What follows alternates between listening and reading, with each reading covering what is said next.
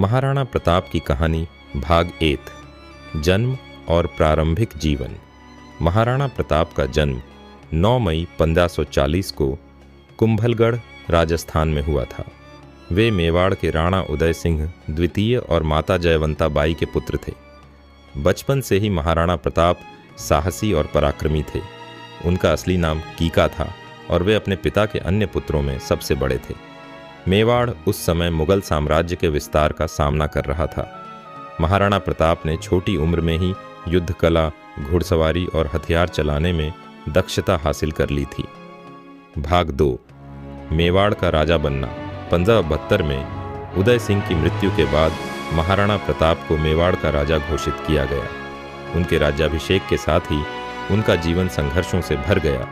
उस समय अकबर ने पूरे भारत पर कब्जा करने का अभियान छेड़ा हुआ था और मेवाड़ उसकी राह का सबसे बड़ा कांटा था।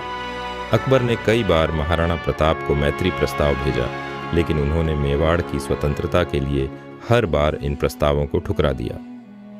भाग 3 हल्दी घाटी का युद्ध। 18 जून 1574 को मेवाड़ और मुगलों के बीच हल्दी घाटी का प्रसिद्ध युद्ध हुआ। इस युद्ध में महाराणा प्रताप ने अपनी सेना का नेतृत्व किया, जिसमें भील और सामान्य प्रजा भी शामिल थी। उनकी सेना छोटी थी, लेकिन उनका साहस अटूट था।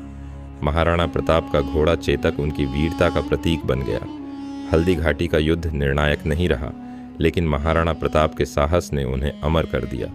उन्होंने अपनी मातृभूमि को मुगलों के हाथों में जाने से बचाने के लिए जंगलों में कष्ट सहा और अपनी सेना को फिर से संगठित किया। भाग 4 संघर्ष और विजय। हल्दी घाटी के बाद महाराणा प्रताप ने गुरिल्ला युद्ध शैली अपनाई। वे पहाड़ों में छिपकर अपनी सेना के साथ मुगलों पर हमला करते थे। धीरे धीरे उन्होंने मेवाड़ के कई इलाकों को फिर से जीत लिया। महाराणा प्रताप ने चावंड को अपनी नई राजधानी बनाया और अपने राज्य को सुरक्षित किया। भाग 5 कामेकेकुश ए का वीरता और मृत्यु। महाराणा प्रताप ने जीवन भर स्वतंत्रता के लिए संघर्ष किया। उनका आदर्श था राज्य की रक्षा के लिए हर बलिदान देना चाहिए। 19 जनवरी 1597 को 57 वर्ष की आयु में महाराणा प्रताप का देहांत हुआ। उनकी मृत्यु पर अकबर ने भी उनके साहस को श्रद्धांजलि दी। निष्कर्ष, महाराणा प्रताप भारतीय इतिहास के उन नायकों में से एक हैं जिन्होंने मातृभूमि की रक्षा के लिए अपने प्राणों की परवाह नहीं की। उनका जीवन प्रेरणा का स्रोत है, जो हमें सिखाता है कि आत्मसम्मान और स्वतंत्रता के लिए संघर्ष करना कभी व्यर्थ नहीं जाता।